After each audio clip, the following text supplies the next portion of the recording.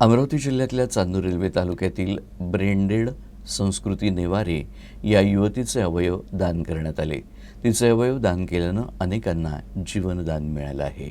अमरावती जिल्ह्यातील चांदूर रेल्वे तालुक्यातील घुईखेड इथं राहणारी संस्कृती नेवारे एका दुर्धर आजारानं ग्रस्त होती। तिच्यावर नागपूर येथील एम्समध्ये उपचार सुरू होते। मेंदूतील रक्तस्रावामुळे ब्रेन स्ट्रोकनं मृत्यूची शक्यता होती। अशा परिस्थितीत डॉक्टरांचे प्रयत्नही अपयशी पडले आणि तिला ब्रेन डेड घोषित करण्यात आलं। त्यामुळे डॉक्टरांनी अवयव दानाचा पर्याय नेवारे कुटुंबियांना दिला।